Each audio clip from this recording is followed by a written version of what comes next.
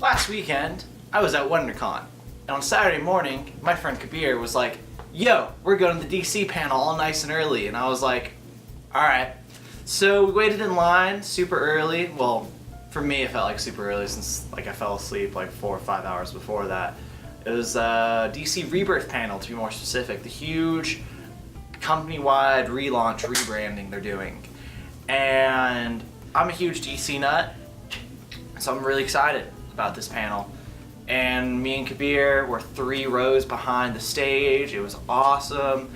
And Jim Lee and Dan Didio come on up, and pretty much 90% of all the people who were working on these books were there, and they all got to be interviewed and discuss it all, and they got to show all the images of the covers. And essentially how it's going down is June will have all these Rebirth titles, Rebirth number 1s, these specials. And so May will be the 52s, issue 52s of the DC books, the current DC lineup. And then June's got all these Rebirth specials. But before that, there'll be an 80-page Rebirth Giant, which is called DC Rebirth 80-page Giant. And it's $3. It's only $2.99 for 80 pages worth of content. And this cover, which is shown nicely next to my head, thanks to my editing department, editing team, whatever you want to call it.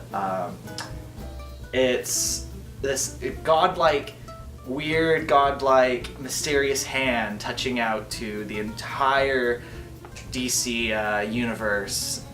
And it looks great, it looks epic. We got some theories here at the shop of who that hand might be, and it's pretty exciting. And essentially, the 80-page special is promising a death, and it's promising a return of a character, and it's really setting the stage for all these new books and rebirthing DC Comics.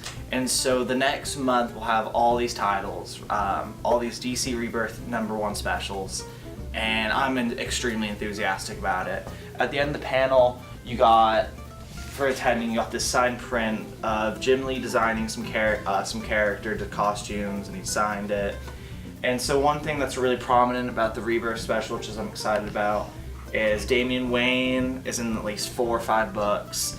One of the books he's in is called Super Sons, where it's a team-up book with the son of Clark Kent and Lois Lane, but not from New 52, but from the old universe, from the original canon, the original lore, which is really, really fun and exciting. Because DC, it's all really about legacy. Because they've had characters that fought in World War II, and from there kind of just had different incarnations, and the characters had sidekicks that became heroes of themselves, and it's just, DC's all about legacy, and it's super cool to see a return of the original, well, not original, but one of the original Supermans. I mean, I'm really excited to see that return to the huge lore, and they're kind of really bringing the best of DC, the legacy and these new 52 characters, and kind of really just combining it all and making it the best it can be. And I haven't been this enthusiastic about a DC comic in a long, long time. I'm saying there hasn't been DC books I haven't enjoyed lately, because there totally has, but I'm very enthusiastic about DC Rebirth. At the shop next week, we'll have a spreadsheet so you can pick on your pull list all these books you want held for you. You aren't going to want to miss out on these books. 90% of them to me look like 10 out of 10 winners. They look gold. We're ordering high on about 90% of them. I cannot wait to have these books in my hand. The Suicide Squad drawn by Jim Lee is going to be fantastic. You got All-Star Batman, not to be confused with the Frank Miller one, but it's the next Scott Snyder book with John Romita Jr. and Sean Murphy art, so that's going to be top notch. Flash Rebirth sounds fantastic. A villain called Godspeed just sounds great.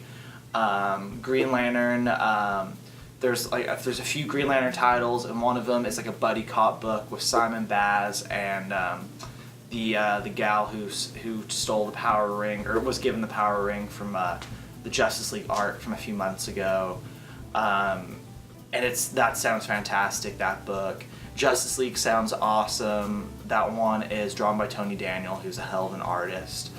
Batgirl is going to be drawn by Raphael Albuquerque, and it's going to be like a Batgirl road trip through Asia adventure. That one's going to be fantastic.